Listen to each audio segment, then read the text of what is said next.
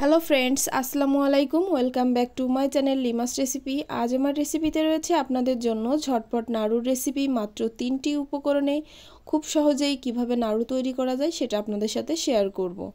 তো চুলায় একটা প্যান বসিয়ে দিয়েছি, তাতে আমি হাফ কাপ পরিমাণে নিয়েছি তিল। তো এই তিলটা কিন্তু আমি বাড়িতে খোসা ছাড়িয়ে নিয়েছি।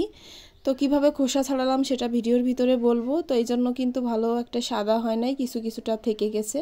তো এই তিলগুলাকে আমি অল্প আঁচে ভেজে নিব, এবং তিলগুলা যখন ফুটতে আরম্ভ করবে এবং তিল থেকে সুন্দর একটা ফ্লেভার বেরোবে, তখনই বুঝবেন যে আপনার তিলটা ভাজা হয়ে গেছে।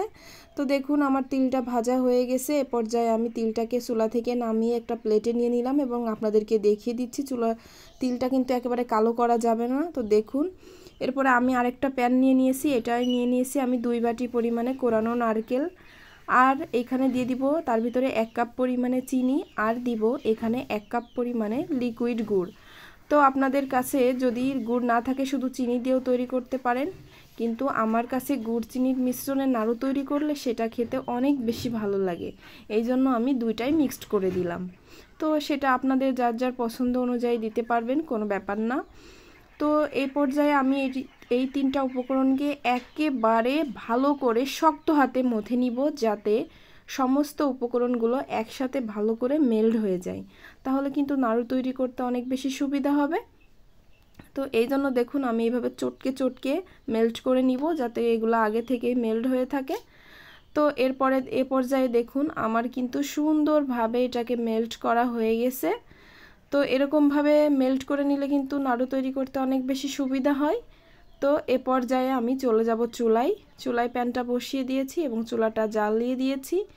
এবং আপনারা একটা জিনিস মাথায় রাখবেন, নাড়ু তৈরি করার সময় অবশ্যই শুরু থেকে শেষ অবধি মিডিয়াম টু লো হিটে নাড়ুটা তৈরি করবেন, তাহলে কিন্তু কখনোই পুড়ে যাবে না। দেন আপনার নাড়ুটা তেতেও লাগবে না, একদম পারফেক্টভাবে নাড়ুটা তৈরি করা যাবে।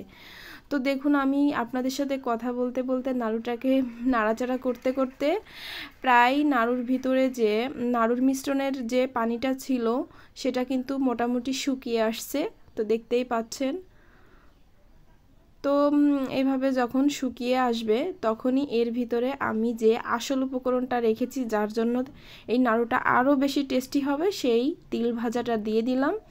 তো আপনারা চাইলে কিন্তু ওই গোটা তিল না দিয়ে তিলটাকে গুঁড়া করেও দিতে পারেন, তাহলে কিন্তু যারা মুখের ভিতরে তিলটা পছন্দ করেন না তারা কিন্তু তিলের গুঁড়া বানিয়ে দিতে পারেন, তাহলেও হবে। কিন্তু আমার কাছে এইভাবে গোটা তিল দিলে নাড়ুর ফ্লেভারটা অনেক ভালো আসে, আর আমার কিন্তু খেতে অনেক বেশি ভালো লাগে। আমার বাচ্চা হাজব্যান্ড তারা কিন্তু সত্যি এইভাবে নাড়ু তৈরি করলে খুবই খুশি হই। তো ভাবলাম আপনাদের সাথে আমি রেসিপিটা শেয়ার করি। তো এই জন্য আমার আজকের রেসিপিটা তৈরি করা। তো দেখুন কথা বলতে বলতে কিন্তু একেবারেই আমার নাড়ুর মিশ্রণটার কিন্তু যে একটা পানি পানি ভাব সেটা কিন্তু চলে গেছে। এ পর্যায়ে এটাকে আমি আরও কিছুক্ষণ নাড়াচাড়া করব, যাতে একদম দেখুন আমার কিন্তু নাড়ুর মিশ্রণটা প্যানে আর লাগছে না, তার মানে মনে করেন পারফেক্টভাবে এটা তৈরি হয়ে গেছে। তো আরেকটা জিনিস মাথায় রাখবেন, এই মিশ্রণটাকে একটু নরম থাকতেই চুলাটা বন্ধ করে দিবেন। যদি বেশি শক্ত করেন তাহলে কিন্তু নাড়ুটা তৈরি করতে করতে শক্ত হয়ে যাবে, আপনি এটা তৈরি করতে পারবেন না, এভাবে গোল শেপ তো দিতেই পারবেন না। তো দেখুন আমি একটু নরম থাকতে নামিয়ে নিয়েছিলাম এবং কত তাড়াতাড়ি কিন্তু এই নাড়ুগুলো তৈরি করা হয়ে যাচ্ছে। দেখুন মাশাআল্লাহ, অল্প টাইমের ভিতরে কিন্তু আমি একাই নাড়ুগুলো তৈরি করে নিয়েছি। তো আমার ভিডিওটা কেমন লাগলো অবশ্যই কমেন্টে আমাকে জানাবেন, এবং প্রতি সপ্তাহে 2 থেকে 3টা নতুন ভিডিও পেতে অবশ্যই আমার চ্যানেলটিকে সাবস্ক্রাইব করে আমার সাথে থাকবেন। ধন্যবাদ সবাইকে, ভালো থাকবেন।